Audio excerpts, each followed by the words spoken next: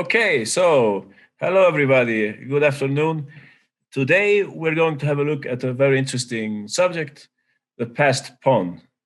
I think it's one of the most intriguing strategy subjects, which can also become very tactical.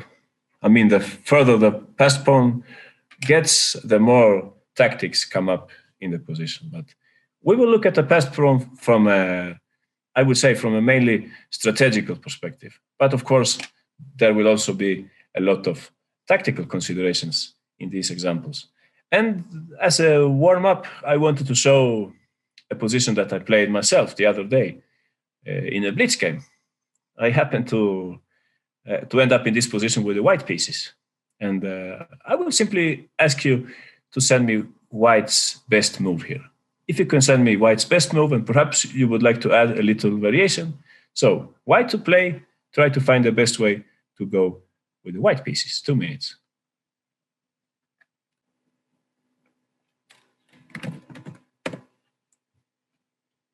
Okay, time's up. I got a few right answers here. I think the fastest one was Tori Porat. And then we also had Evan Han, although Evan didn't give a lot of variations. And Troy gave very good variations as well. So let's hear what Tori has to say. Tori, please share with us how to continue with white here.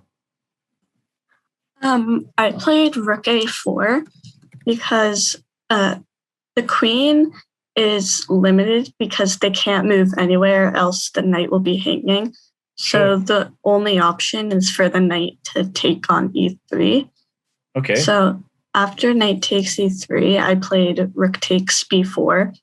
So black is forced to take the queen, or else you're just down a queen. Sure. And then I played rook b8 check. So if the rook probably won't take, because that's just a quicker way to get a queen. But sure, you're right. After the king moves and rook takes, you'll still be able to promote. Of course, we're going to promote. But I have one question for you, Tori, in this variation. I mean, you have spotted the right move. That's great.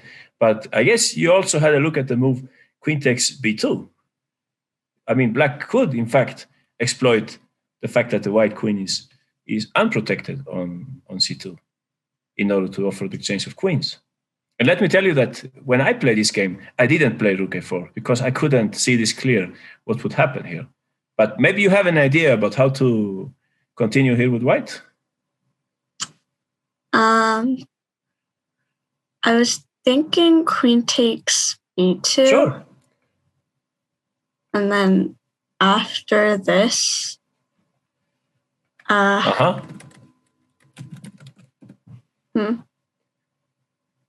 Yeah, some of your fellow students, they already have some ideas here. Some people are saying we can play perhaps rook a2 and then try to help the pawn by means of knight b5. But maybe, I don't know, maybe black could play here knight e8. I'm not 100% sure here if we're going to win this. I think there is a better option for white here after knight takes b2. I think the rook could maybe do a great job here. We could use the rook in a different way. So, I mean, if on a2, the rook is a bit passive, right? a6. Exactly. We could go to a6. And now it's clear what white is planning, right? We would like to play knight b5, and if possible, we would like to use the rook. Apart from knight c7, we have another idea, which would be rook b6 and rook b8. Pretty much what you were saying. Try to reach b8 with the rook. And in this way, the knight is protecting the pawn. That's important. So I guess black would have to play here knight c4. And let's see if we can finish off this variation. Okay, Tori just left us. Well, it doesn't matter. Let's see if I can do it on my own. I think white should play now knight b5. As you can see, there is the threat of knight c7. Black is basically forced to play knight e8. Please notice that if black takes on e3, there is no reason for us to play knight c7. Then black could perhaps sacrifice, right? He could sack the exchange here. So much better for us is just to take back on e3. And whenever passed pawns are on the board, we don't care about double pawns and weaknesses and so on, because here the key thing is simply to how do you say, to promote the pawn. We want to push it forward. We don't care about weaknesses. So as you can see here, if knight d8, we're ready to go rook b6, and white wins. One important factor is that this bishop is not, I mean, it's a nice Benko bishop, but it's not helping in black's defense in any way. So white will just win by rook b8 next turn. So after knight b5, black would have to play knight e8. And I don't know if anyone can see the right move for white here. It's not very difficult. We should just help the passed pawn. Aha, Troy found it. Excellent, Troy. You can share with us, Troy, the move so that everybody can hear what you have noticed here. Well, we need to get our rook to b6, so knight d2, removing the defender of b6 with... Exactly. Yeah. We're removing the defender of the b6 square. So whatever black plays here, let's say knight takes d2, you will simply play. It. Yeah. Yeah, we just take it. We don't, like I was saying, we're not interested in mixing things up here. Rook b6, perhaps there might be some sacrifice. I don't know. Why on earth should we bother with that? We just take back, and as Troy is saying, rook b6 is coming up. Black can simply resign here. Okay, so I wanted to show you this example so that you feel the power of the passed pawn. In this sense, white should just try to help that passed pawn with all his pieces. Try to make it advance one more step. Obviously, it's already on the 7th rank. And for this reason, you should play rook a4 here. And I also picked this example because I failed myself. Okay, it was a blitz game, but still, I played in the game bishop c1. My opponent played knight b6, and I had to struggle here to win the game. But rook a4 would have been winning on the spot. So it's very important to understand, as soon as you have a passed pawn, try to remove the defenders of the passed pawn. Fight against the defenders of the passed pawn. And usually the lesser pieces on the board, the better for the side with the passed pawn. So rook a4, very nice move. White is not caring about the pawn. He's not caring about double pawns. He's just caring about helping his passed pawn to advance. And that's why this is so important. Knight b5 and these ideas. Okay, let's continue. Let's see now interesting example. Our next game features Daniil Dubov. I'm sure you all know about Dubov. He's one of the brightest players, I would say, in modern chess. I really like to follow his games.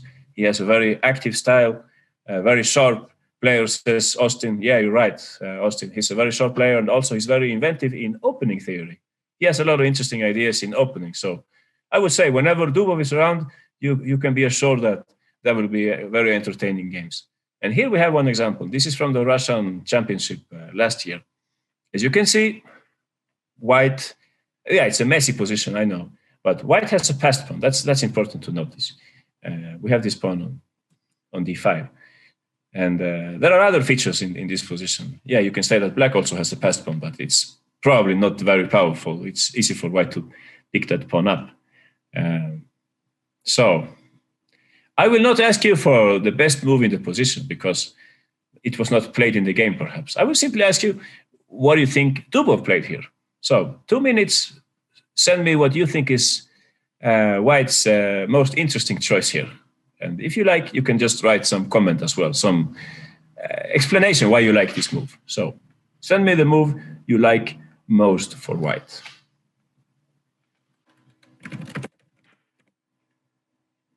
Okay, time's up. We had many different ideas here. And some of you actually found a move that the engine prefers, which is not the same move that Dubov played in the game, just for the record.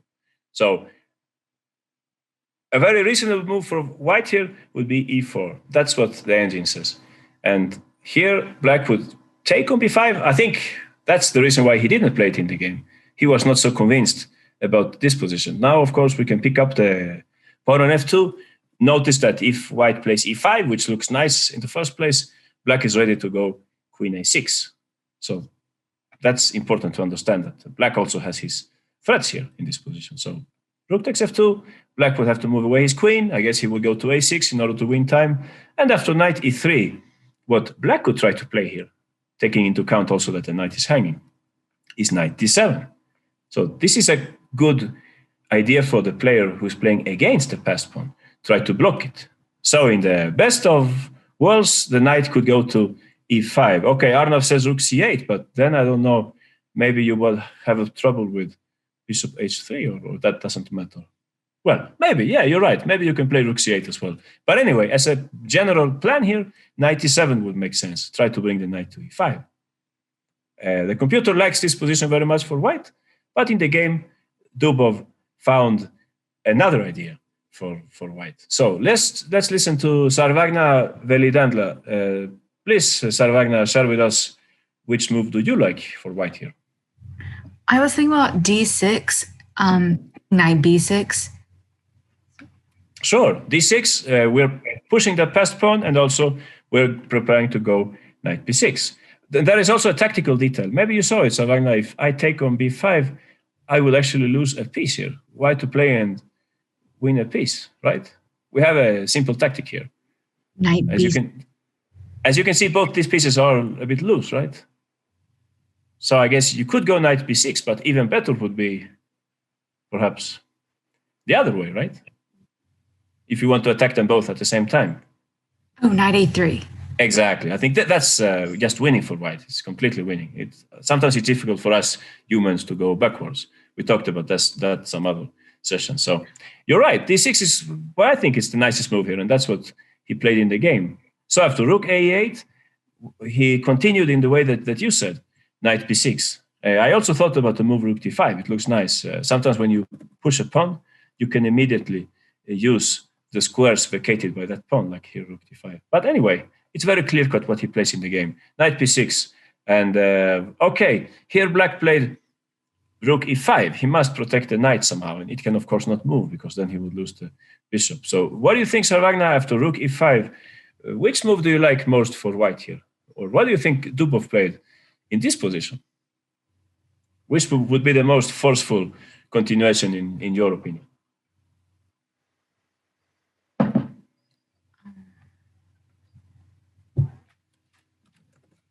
And I can tell you that many or several of your fellow students have found the right move here.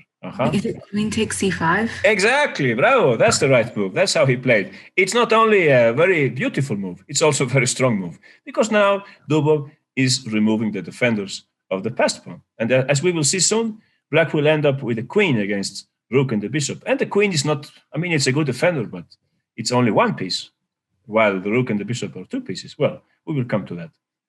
Yeah, the engine likes knight takes d7, which is also possible to take that pawn.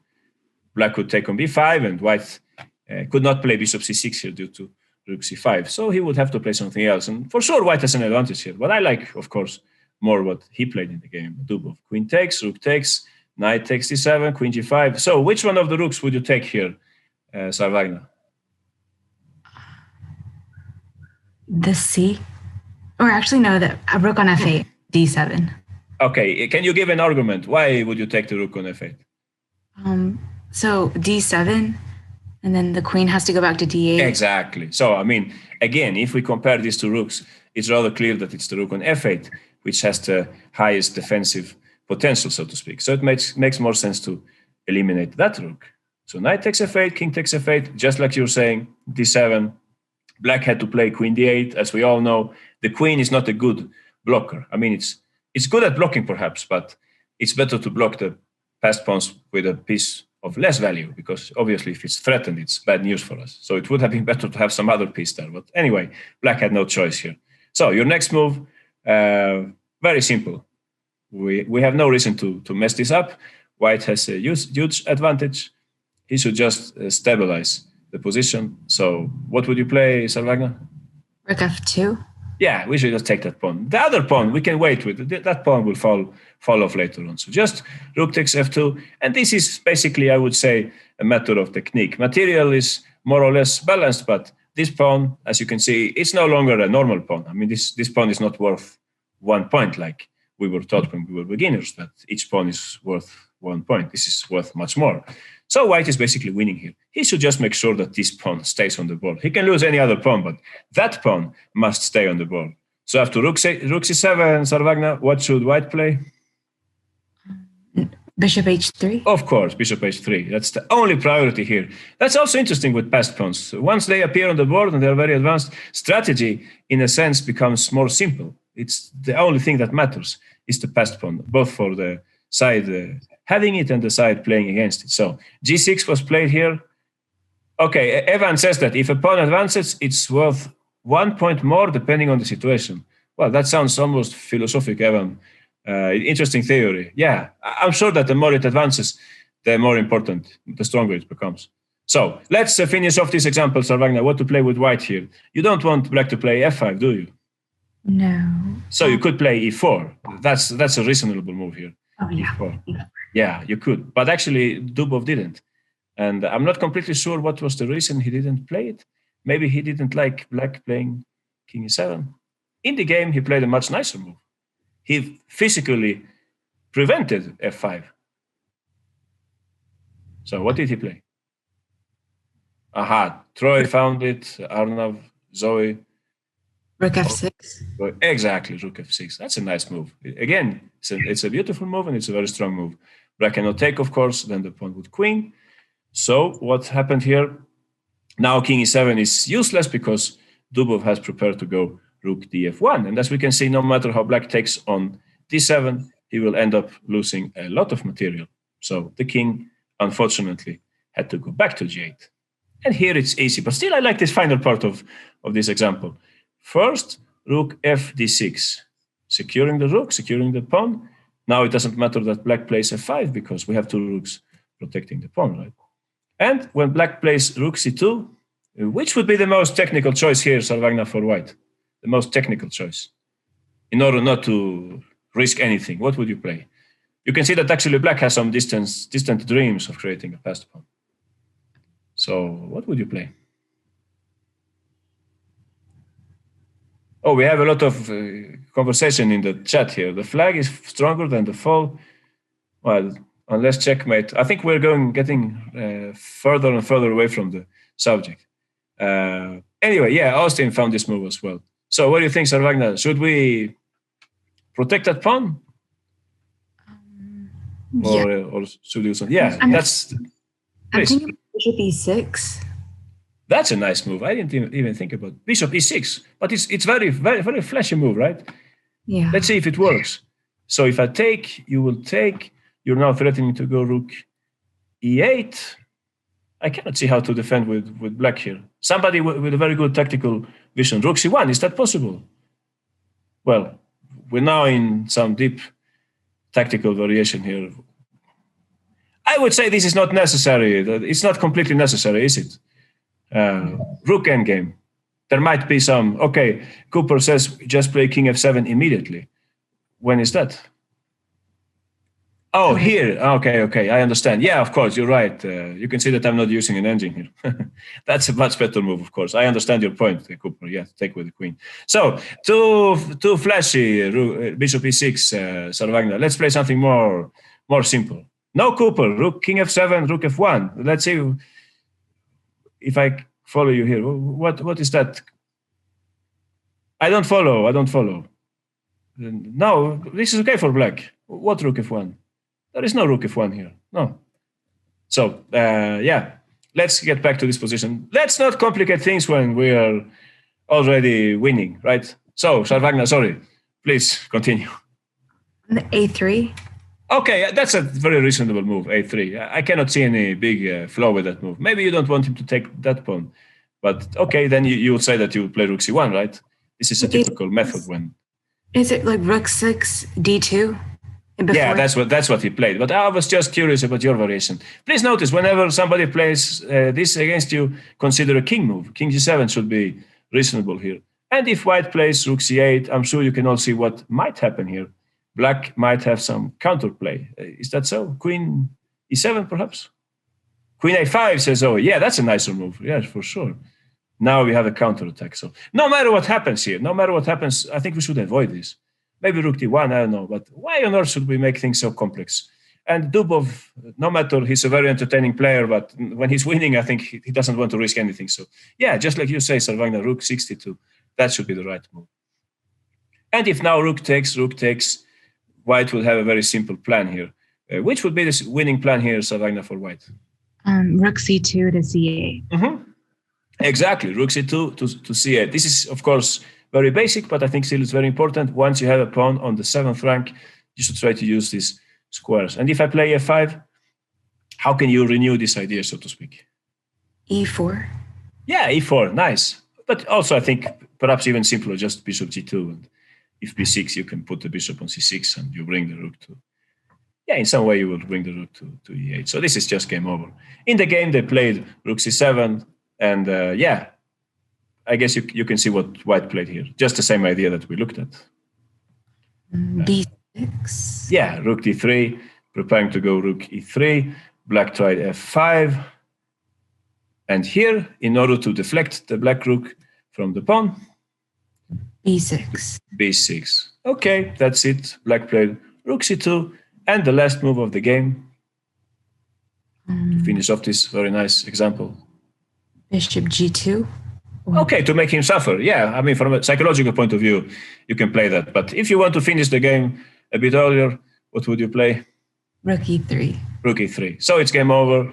Rook E8 is coming next move. Black resigned. Okay, thanks, Sarvagna. Excellent work. What we have seen here is that Dubov, from the very beginning, is betting on the passed pawn. If it can advance, it should advance. There is a saying in the endgame, right? Passed pawn should advance. Of course, there are exceptions to this principle, but it works surprisingly well in practice. So d6 was a very nice move by white. We have this little tactical trick that bishop takes b5 fails to knight a3. And apart from that, we're trying to prepare here knight b6. Now the queen cannot take on b6 anymore, so it's a good moment for knight b6. And I'm pretty sure that when playing d6, Dubov had already visualized this sacrifice. Well, I don't know if it's a sacrifice in the true meaning of the word, because you eliminate two of the main or three of the main defenders of the passed pawn, which should be very good news for white. And the rest was rather simple, right? Black can temporarily prevent the advance of the passed pawn, but sooner or later he's doomed in this position. The queen is very sad to take up this task of defending against the passed pawn. So Black would very much have preferred to have the rook on d8 and the queen on c5. But I guess even then he would be in trouble here. So nice example, I think. Rook f6, very nice movement. You should just stabilize the position, and sooner or later white will try to find a way to bring a piece to e8 or c8, and that's what happened in the game. King d8, says Arnav. Yeah, it would maybe be better to have the king on d8, but that was never really possible. Okay, another issue is how do we then obtain a passed pawn? Which are the possible ways in which a passed pawn can appear on the board? Let's have a look at this subject. Here we have, with the black pieces, a very strong player from India, Gukesh, a very impressive young player. I think he's already going for 2600 elo. He has a very bright future. So 2 minutes. What do you think Gukesh played here? Sorry, what do you think Gukesh played? Please send me Black's best move and a general idea for Black. Okay, time's up. We had a lot of people who found the right way to go here. I think it's not that difficult, but great if you found it.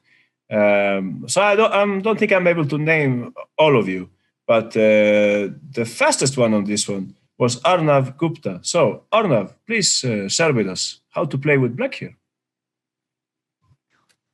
Yeah, so I would play c4. What's the idea? And the idea is knight b6. Okay. And maybe a5, b4 in the future. Sure. And the black rook also gets activity. So maybe a rook lift to d5 or g5. Okay, that's another interesting idea.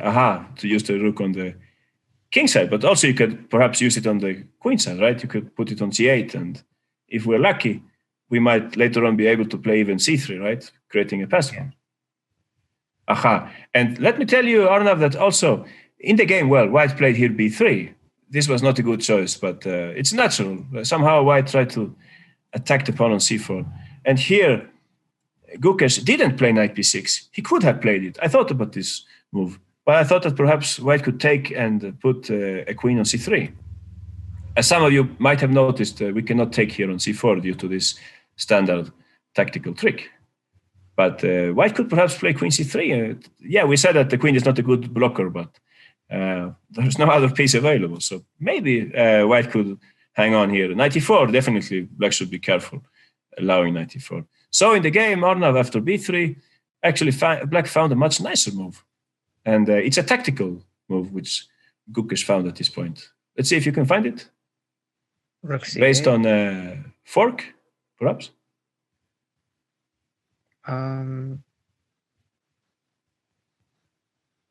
Like these pieces around here, they might be exposed to a fork from the black knight.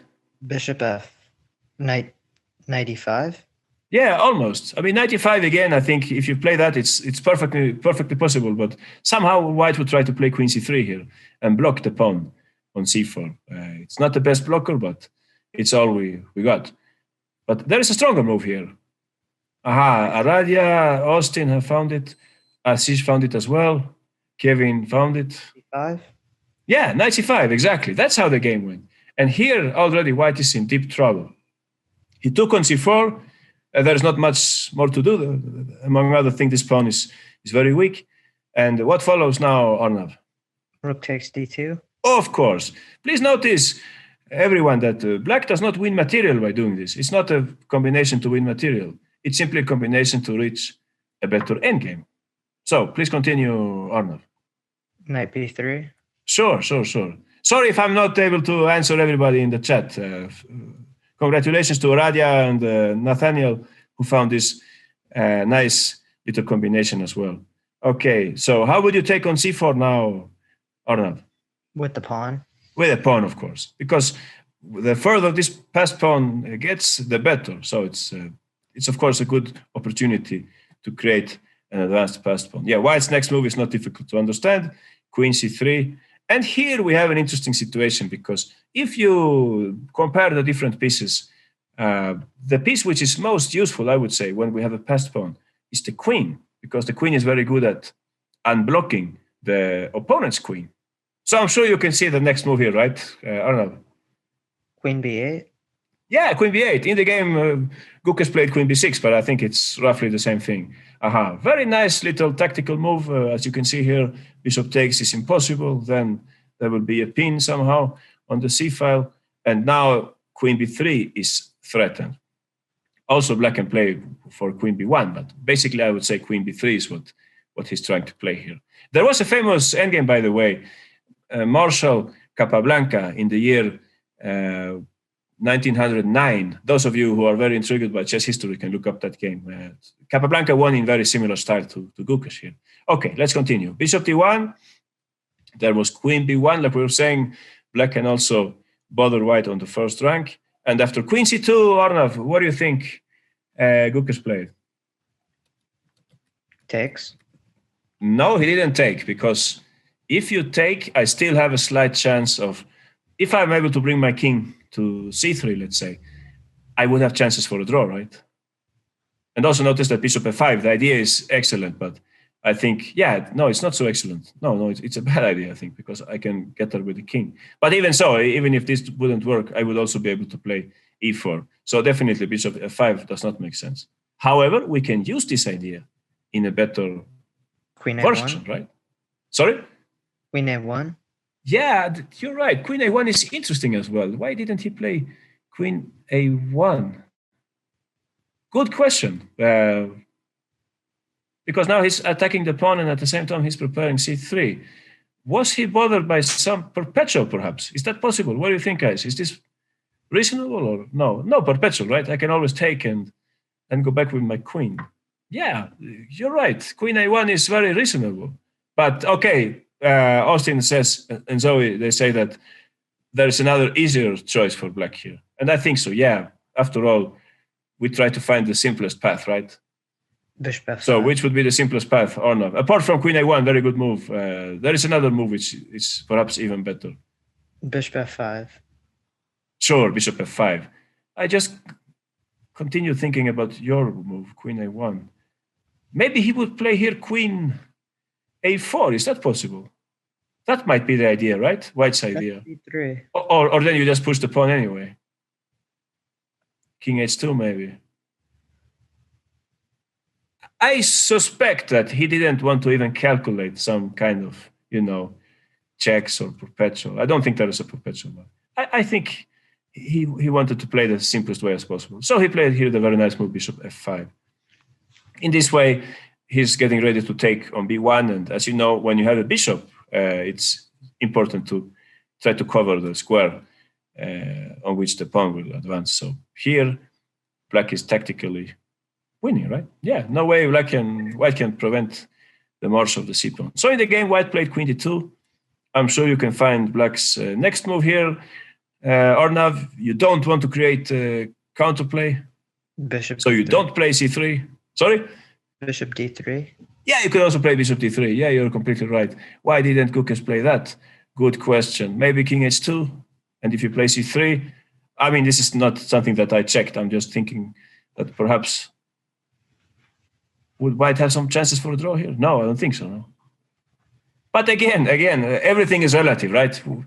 Perhaps black could win here, but why bother? Why bother? When we can play in a more practical way. Queen d3. Queen d3 is what he played in the game, exactly. And this, again, if we take bishop takes, again, there is no way white can prevent the march of the c pawn. So in the game, white played queen c1. And please continue, Arnav. c3. Sure, c3, of course. Now we're happy to advance that pawn. It's very close to queening. Bishop f3. There are many ways to win here, but the simplest one. Queen b1. Queen b1, exactly. Queen takes, bishop takes, and white resigned. So very nice example. I think, yeah, thanks, Arnav, great work. I think that white cooperated here. He shouldn't have played b3. It was better to play something like knight f3, trying to bring the knight to d4, perhaps. He cooperated here by b3. But still, what I wanted to show you with this example was that when we have a pawn majority, the logical outcome or the logical plan whenever you have a pawn majority is to try to convert that pawn into a passed pawn, that majority into a passed pawn, sorry. So that's why we play here knight c5. Thanks to this little tactical trick, we are able to create a passed pawn. And unfortunately, white is not able to defend himself here. Please notice the importance of the queens. If the queens were not on the board, I would dare to say that with king f1 followed by king e1, white would be very close to a draw in this endgame. But the presence of queens favors very much the side who has a passed pawn, because the queen is very good at unblocking the fellow queen, the opponent's queen. If these were rooks, just imagine that this is a rook and that is a rook. It's not exactly the same thing. The rooks are somehow not as powerful. Well, perhaps in this case, still black would be winning, but well, I'm sure you get my point. The queen is a very powerful, how can you say, helper of the passed pawn. Okay, let's continue. And the next example, it's featuring another coach here at USCS. We have with the white pieces. No, this is another example. Oh, I think I have it. Where is my example? I cannot find the example anymore. Oh, I must have lost it. Never mind. Yeah, here it is. Why did it disappear? That's funny. I will blame ChessBase for that. No, joking apart, here we have with the white pieces, Romain Edouard, very strong French grandmaster, playing with the white pieces. As you can see, again, we have the pawn majority, right? White has a pawn majority. So what do you think white played here? I cannot even ask this, with giving you time, because everybody knows the answer. So, Austin, you already replied. Austin, please share with us. What should white play here? Well, it's kind of simple because you already spoiled it, but I know. Yeah, it doesn't matter. So please go ahead, Austin. Yeah, I'll play c5. Of course, we play c5. And the grandmaster also played c5. What I wanted also you to notice here is that actually, yeah, white is kind of winning on this side, right? He has a big advantage on the queen side. But on the king side, we can see that the white king is slightly exposed. So black already notices here that he's in big trouble. And what do you think, Austin? Okay, I will unmute you again. What do you think, Austin, should we play with the black pieces here? So let's speak a little about how to defend against the passed pawn. Black's position is very difficult, but I mean, if you have this position on the board, if you're so unlucky to have this position on the board with the black pieces, what plan would you look for with the black pieces?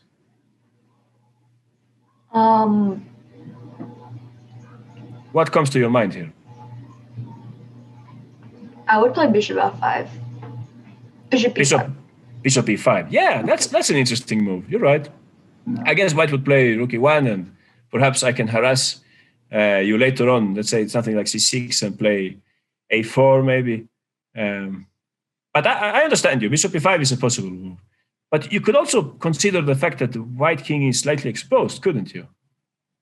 So what else comes to your mind here? Yeah, Arnav says this is kind of like King's Indian. I think it's a King's Indian, or no? Yeah. So, please, Austin is he unmuted. Okay, so Arnav says rook h5. Kelsey also says rook h5. Exactly, that's what black played in the game. Interestingly, the engine prefers here the move rook f7, but that would be depressive for any human being to play like that. What the engine has seen is that now, if white plays c6, then black can just take on c6. While in the game, after c5, rook h5, Edward quickly played c6, which is the right move here. As you can see, he has a tactical point. Now, with the rook on h5, black cannot take on c6 because, yeah, it's simple tactics, right? Queen d5 and white wins. So after c6, things are getting really difficult for black. But in practical play, he's doing exactly the right thing here. Takes, and bishop takes h3. So now the strategy of this game is very simple.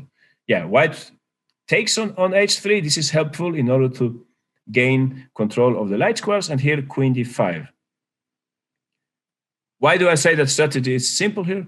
Because white's only real plan is to advance this pawn. It can also be helped by the other pawn.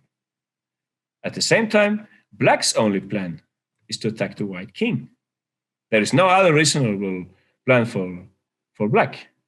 And if you check the result, this game ended actually with the least probable result. It ended in a draw. And we will see what happens in this game. So, what do you think black should play here? Anyone? What is logical for black here?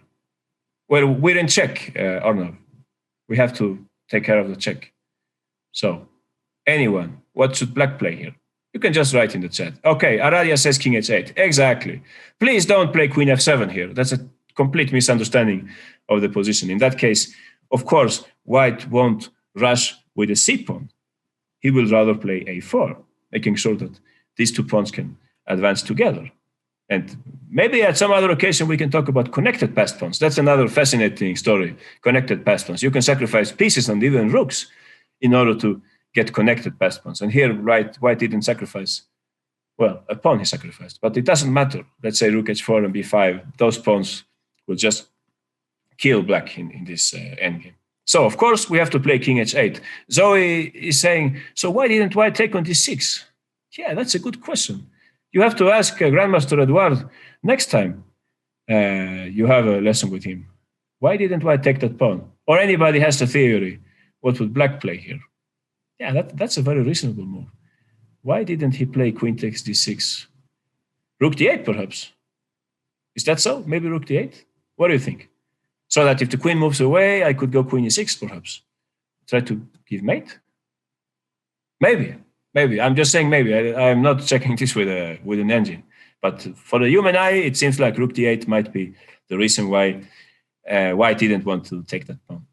So in the game, he played queen d5. Also, like Arnav is saying, material is not really important here. Material, pawns, and so on is not important. Both players pursue their plan. White wants to push his pawns, so he's now protecting the pawn with tempo. And black wants to attack. So strategy is very simple here. Actually, now I'm contradicting myself because actually now he took the pawn. So honestly, this is a bit difficult to understand. But I have one theory. Perhaps if rook d8 now, white could play c7. Is that so? And I can, or is this madness? My point is that this rook might be hanging.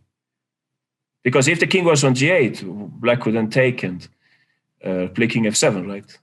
But here there is no such thing. Or, well, Maybe somebody will correct me here. Rook e6. Yeah, maybe. So maybe it doesn't make sense what I'm saying. Well, I don't know. It still looks interesting for white, doesn't it? I can play rook d8. Yeah, very complex stuff, very complex. Rook c6 says Austin. Is that possible? Yeah, I think so. Wow, like nice geometry, right? This nice picture doesn't come across very often. Seems to me that white is winning. Nice piece of tactics. So very complex game, but still we have to look at the most important part of this game. We still have to see it. So here white took on d6, and black didn't play rook d8. He played here rook h4, like I think some of you were saying in the chat. Yeah, that's a clever move, because now what black is trying to do is to play rook d4 and perhaps try to give mate on h5. Very complex, very complex. Maybe this explains why white didn't want to play c7 here. He played in the game rook fd1. Okay, this is a good move because white is bringing the last piece to the action, and also in Petrosian style, he's preferring to go rook king f1, king e2 at some moment. So, to be honest with you, white is completely winning here. And still, he didn't win the game and he almost lost it. Why did that happen? Because black came up with a very good move here. So at this point, 2 minutes, try to find black's best move, okay? Try to find, black is lost, but this happens to all of us. Sometimes we're lost and we still have to put up a fight, right? So please send me black's best chance in practice. Oh, bad news. Time's up and I didn't receive the right move here. Nobody sent me black's move in the game. Let me tell you that there is a very famous game by Petrosian. I didn't have the time to show you last time we had a Petrosian lecture. But there is a very famous game where Petrosian was faced by, he was playing a game against Hübner. Or maybe we looked at this game at some moment. Well, just to tell you very quickly, Petrosian had a pawn on a7 and white had a pawn on a6. White was preparing to invade along the b file. He was going to play something like rook b7 or rook b8, something like that. Petrosian noticed, okay, so Aradia found it. Only one to find this one is Aradia. And in that game which I'm telling you about, Hübner-Petrosian, Petrosian did exactly the same thing that Aradia is now writing in the chat. So, your turn, Aradia. Please share with everybody what you have noticed here. Okay. Yeah, like when you started like talking about that, I immediately knew that it's like h6, king h7, because I think it was the same thing like we looked at looked at it in that lecture. So would you play h6 or h5? Yeah, I guess both of them are good. Yeah, probably h5 actually. Sure, because in this way it might be helpful to have your rook protected, right, on g4. So yeah, but I don't think it's that much of a difference, but yeah. Well, if you say so, but I think it might be very, very important. Anyway, it doesn't matter. So I play c7. What would you play now, Aradia? Please continue. Oh, yeah. So, like, now just king h7, and it's really hard to, like, do anything to, like, the defense on with the queen on e8 and rook on c8. I mean, what happens now if I play queen d8?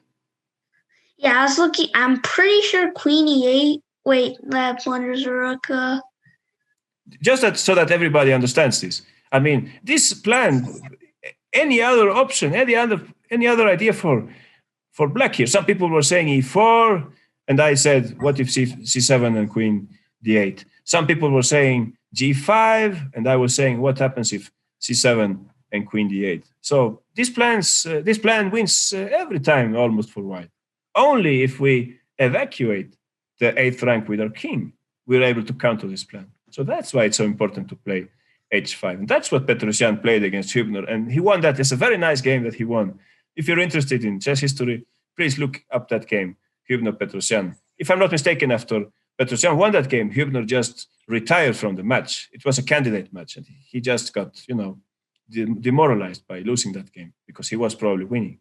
Anyway, so Aradia said here, after c7, king h7, and if queen d8. So, did you make up your mind, Aradia? What would you play? You won't lose the rook on h4, right? We have to save that rook first. Yeah, so rook g4. Exactly. Rook and g4. then queen e6 seems much better. Exactly. And no matter what happens, you can be sure that in this way, you will complicate life for white. White is probably winning here. But still, we have some practical chances here. And let's see what happened in the game. He didn't play queen d8 here.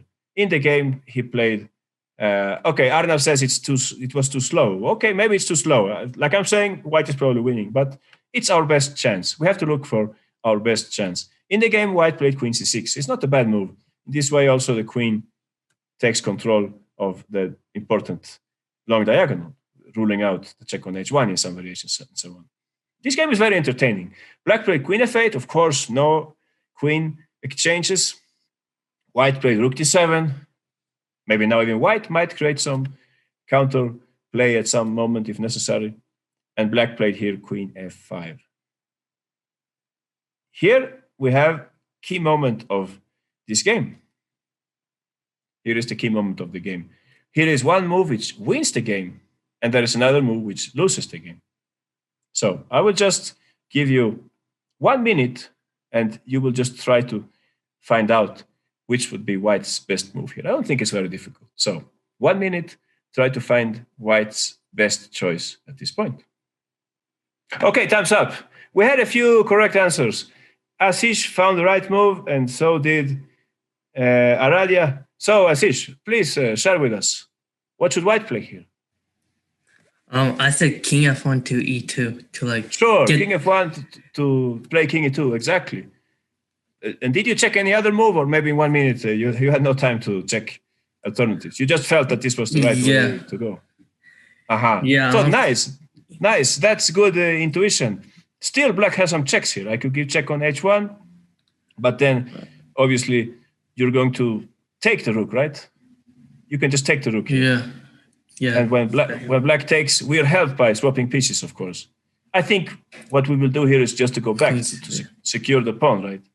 And now that there is one pair of rooks less on the board, and this rook is passive, I think white should be winning. If nothing else happens, maybe we can consider this plan a4 and b5. And the other option for black here would be after king f1 to play e4. In this way, he's obstructing the white queen, and he's threatening to play queen f3. But what would you play here, Ashish? Yeah, not too difficult. Just stick to your plan. King e2. Sure. This is what I say, the escaping king idea. This was not a safe place for white's king, the king side. He's very happy to move over to the queen side. It's a much safer place. So I think black's lost here. The attack is over. Queen f3, you can just play king d2. And also, it's good to notice that there is a plan for white at some moment to play, perhaps attack this bishop on g7. He might consider at some moment bishop d4. Well, if everything is protected, of course.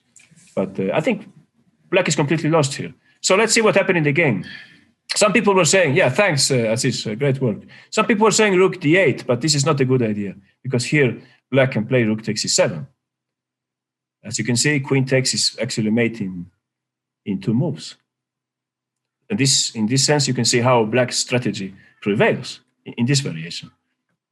Yeah, white didn't play like this in the game. I think white was very low on time. He played here rook cd1. And this is a losing mistake. Incredibly enough, this is a losing mistake. I think perhaps I'm not sure, but maybe what white was planning was also to, at some moment, sacrifice and try to, play rook d7 check. The king cannot go to h6. He must go down, and then we play rook d8. I think that was white's plan here. But okay, Nathaniel, you found it. Please share with everybody the move that you have found, the move which changes the result of this game 100%. Please, Nathaniel. So black can go rook takes c7 because white can't take with the rook because then queen g4 and the rook's hanging, and white can't take with the queen because then queen g4 can f1 rook h1 and it's checkmate. Exactly. Now the queen has been deflected again from the long diagonal, and like you're saying, white is mated. Incredible move. Rook takes c7. But let me tell you that in the game, he didn't play like this. In the game, black gave the check first. So what is the difference now, Nathaniel? How does White save himself here? Now after queen g2, rook takes c7. Aha, it's different, right? Then after queen takes g4, rook takes exactly. Queen f1, then white is exactly. That's how the game went. And here the players agreed to a draw. At first sight, black seems to be much better. No, he's a pawn up, and he has talking about passed pawns. He has a strong passed pawn. However, and he can even pick up this pawn on b4. However, White has a funny mechanism to make a draw here. Can you say, Nathan, what White should play here? You're 2 pawns down, but you can still make a draw here. Any idea how that could be arranged?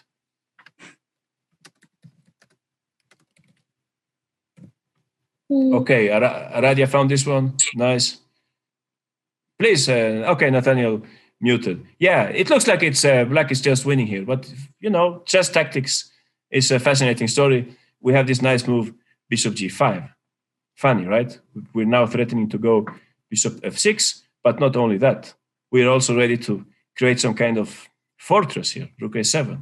And as you can see, it's not easy for black to untangle here. Rook king g8 would just run into checks, right? I can give checks here. You have to look after your bishop. So black will have to play something like rook e6 and then, something like, put his rook on e8, but then white will win this pawn. Probably white can make a draw here. So, the game ended in a draw. A very complex example. What we saw here in the final part of the game was that white would probably win if you play here king f1. The black attack would come to an end, and the c-pawn should decide the game for white. But white made a big mistake here, rook cd1. And just like Nathaniel was explaining, rook takes c7 would have won the game. Fantastic move. With the idea that either we deflect the rook from the defense of that rook, or we deflect the queen from the defense of the h1 square. In the game, black noticed this idea, but he played it in a different way. He gave check first. And this gave white a chance to to play queen g2. And he was a bit lucky to escape with a draw here, I would say. But anyway, he was winning before that, so perhaps a draw was the most fair result. But the point of this example is mainly to see how you can play against a passed pawn. So if we go back to the very beginning, white plays c5, correct plan, creating a passed pawn thanks to his pawn majority. And black noticed that passive defense would probably be hopeless in the long run. So he bravely went for a kingside attack. And the most important move, I would say, in the whole black strategy here, even if he's lost, it's good to know about this stuff. The most important move here was the move in Petrosian style, h5. This is definitely the only way in which black can hope for salvation here. h5 in order to at least step away from the pin along the 8th rank and make white's, white's conversion a bit more complex. And black was rewarded for that in the end. Is this position after rook takes d1 winning, says Brian Tay? Like I was saying, this position is not winning. This is probably a draw. Like I'm saying, bishop d5 is a very nice drawing idea, fortress idea. Maybe at some later occasion we can look into fortresses. Very fascinating endgame topic. You can hold an endgame with 2 minus pawns, like in this case, if you know about fortress techniques. I think we will do 2 more examples, and then we will call it a day. Oh, okay. Nathaniel has a theory here. If we played h6 instead of h5, then bishop g5 wouldn't be possible and black might win. Okay, but that's, I get your point. If we play h6 here, there would be no fortress in the end. Okay, good point, but a million other things could happen on the way. So maybe next time we can have a look at that variation. Still, I think it was very useful for black to cover the, now queen d7. Arnav says queen d7 now prevents rook g4. Yeah, I'm definitely that h5 must have been more useful. And by the way, don't forget to check out that game, Hübner Petrosian. That's a really nice game about this prophylactic technique, h5 and king h7. So 2 more examples, and then we will call it a day. I wanted to show you that another way in which passed pawns can appear on the board is by means of pawn trades. We can trade one pawn for another. And that's what this little example is about. So 2 minutes, try to find the best idea for white. Okay, time's up. We had a few different suggestions here. Okay, thanks, Arnav. See you. Some people were saying here, rook takes d4. I think that's possible as well. Although, speaking about pass pawns, it also gives black a pass pawn. Maybe this pawn might become an asset later on. Yeah, we had some other suggestions. Rook e1 is also interesting. Maybe I can play e4 here. Is that possible? I'm not losing anything, am I? I think there is a better way to go. Let's listen to Kelsey Liu. Please, Kelsey, share with us. What would you play here with white? So d6 doesn't have much hope. And then black's king has a diagonal open. So you can play knight e3. And then after queen takes d6, queen b3, and queen takes b7 to create the passed pawn for the a pawn. Exactly. Now it's the a pawn. We had a passed pawn, right? Like you were saying, we had a passed pawn, the d pawn, but it was not that powerful, despite the fact that it's not blocked. It was difficult to advance it forward. However, just like you say, we can trade this pawn for the pawn on b7, and that makes it possible to create a very strong passed pawn on the a file. And I would also say that, generally speaking, the pawns on the, let's say, the further away from the center, the passed pawns, the stronger they are. More difficult for the opponent to organize the defense when the pawns are on the flanks, so to speak. So you're completely right, Kelsey. That's what happened in the game. Knight e3, and I think black made a mistake here. Black should have played here queen e6. Like Kelsey was saying, this diagonal is weak, so the queen should better stay there.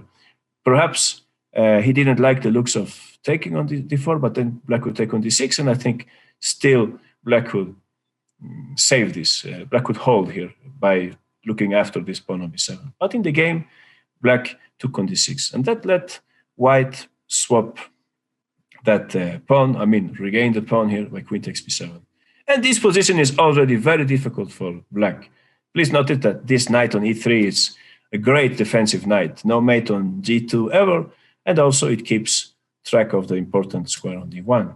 So I think the computer gives a big advantage for white here, and in practice it's even more difficult for black. Let's see very quickly what happened.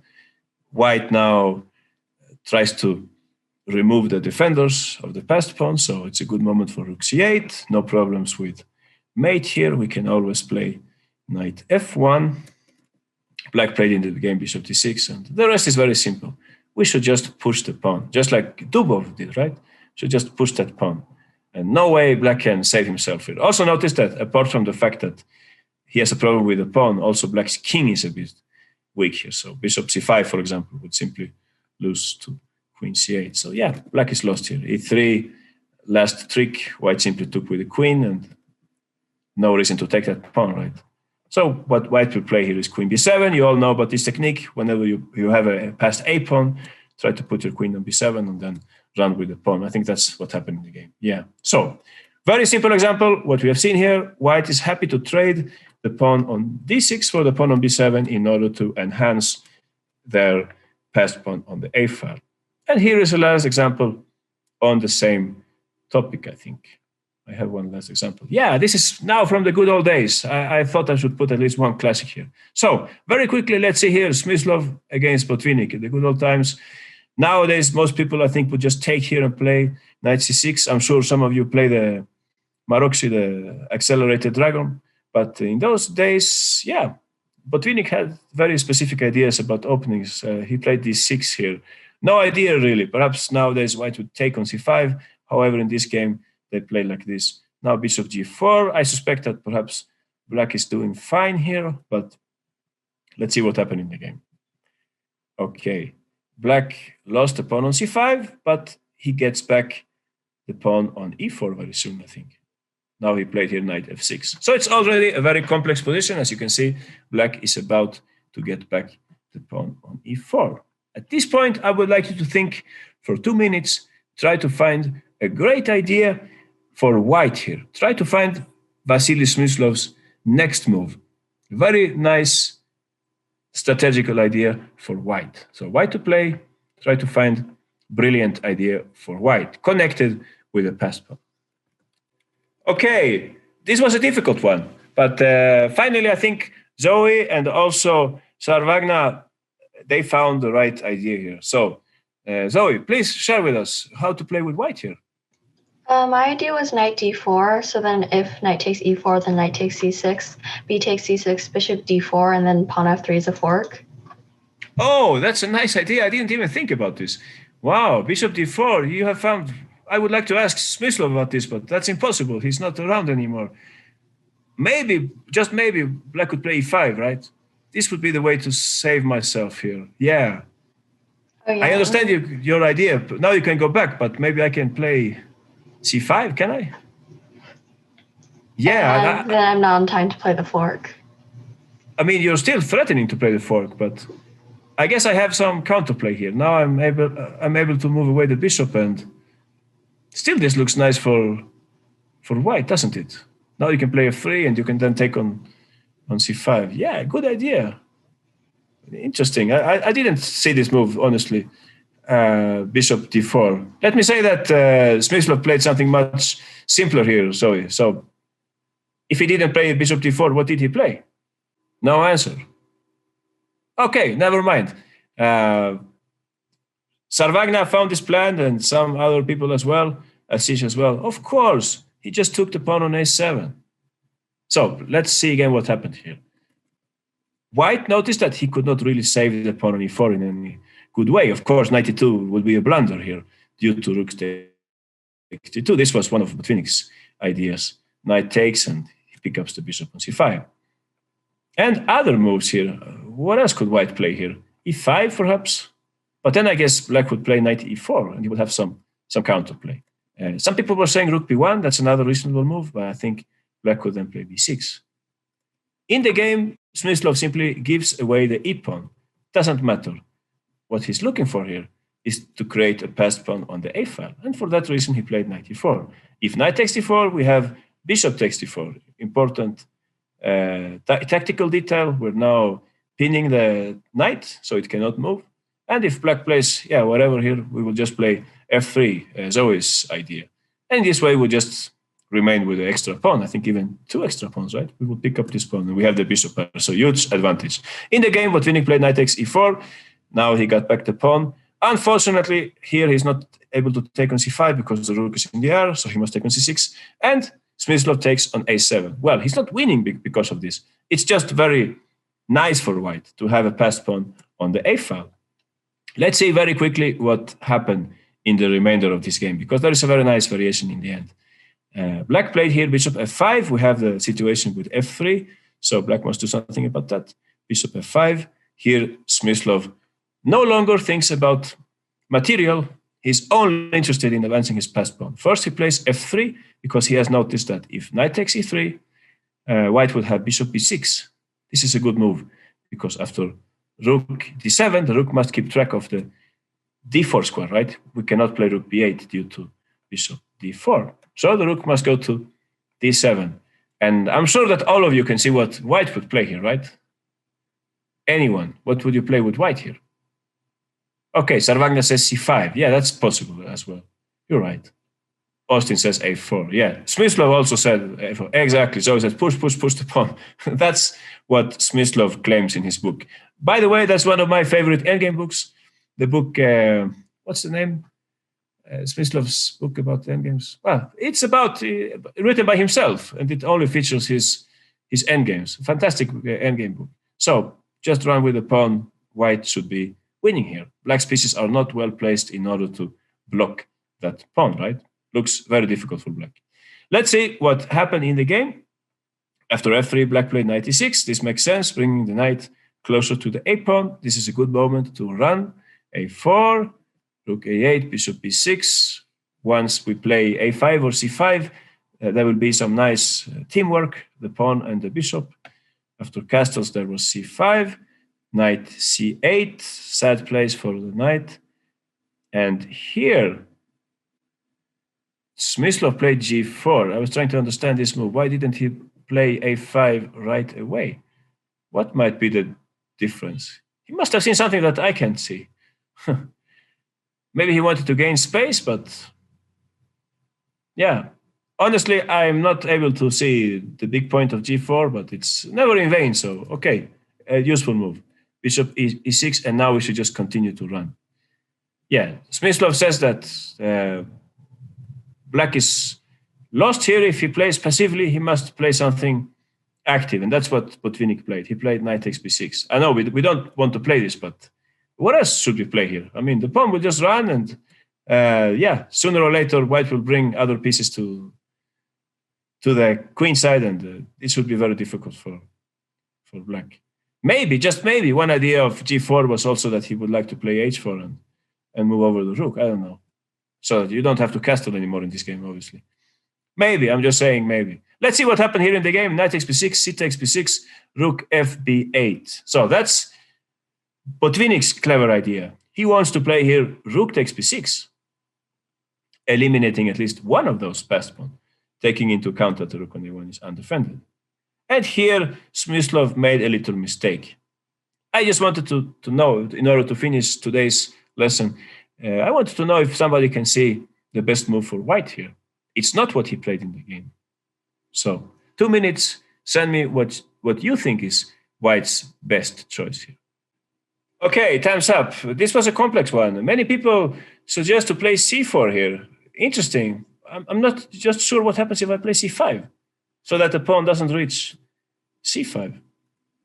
Others were saying rook a4, tactical idea. However, it's important to notice that black can actually take here, and we're just in time to play rook a1 and rook b1. Although, if we look carefully at this, we can see that if white plays something like, let's say, rook king d2, if rook b1, white can actually save this pawn, right? We can play here bishop a6. And I don't know what we have here. Is white winning? Maybe he is. I mean, it's a question of time, because if black's king is able to reach c7, it takes many moves, but I'm not able to give a complete verdict here. Also, there is this idea. So, king c2 and rook b1. I'm lost then, am I? No way I can save myself here, right? Good point. That's what the solution is about. So, did I mess it up here somehow?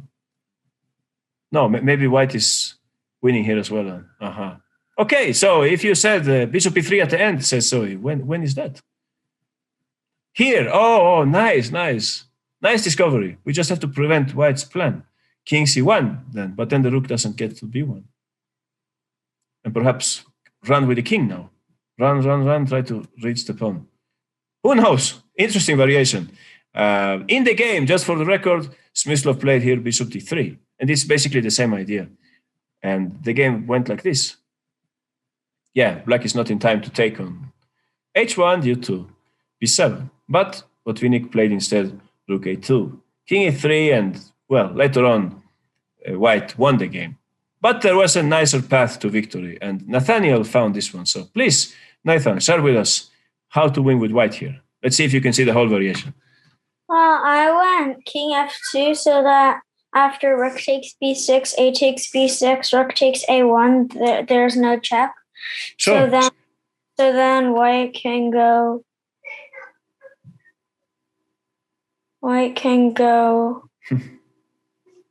It's very similar to the other variation that we looked at.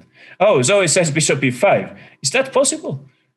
Nice. But I can play rook a2 and rook b2, right? What Smyslov claims here is that white should play first b7, and after rook b1, we should play bishop a6. Now, how is this different from the other variation? We had this position. Weird. So the people who were saying rook a4, you were right as well. Yeah, it's about the same position, right? Anyway, it doesn't matter. Let's see how Smyslov's variation ends here. So Smyslov is saying that here. Oh, I know what's the difference. Okay, I know, guys, what's the big difference? I think I know. Now if rook b6, since the king is on f2, we're ready to go rook d1, right? Black doesn't make it to go to e8, so we will just be winning. Bishop d5, we can just play c4, right? What do you say, Nathan? It seems like white is winning here, right? Maybe, because he can play like this. Yeah, no idea really. This is not convincing. Yeah, we should probably take on c4, and it should be a technical win here. Interesting. Anyway, let's say the fancy variation that Smyslov gave in his book. Rook b2 check, king e3, king f8. Okay, it's your move now, Nathan. How to win here? Just stick to the plan. Help the pawn. The rook should help the pawn before the king gets there. So, what would you play? I would play rook a1. Okay, rook a1 also interesting, but it seems like if your bishop would be obstructing the rook, right? Then so bishop e5. Aha, but then you would win the exchange, but perhaps you wouldn't win the game, or am I mistaken? If you play something like this, I might be able to play for a fortress here. If you play something like this, I already have one pawn. Okay, but you have rook h8 coming up here. Yeah, maybe you're right.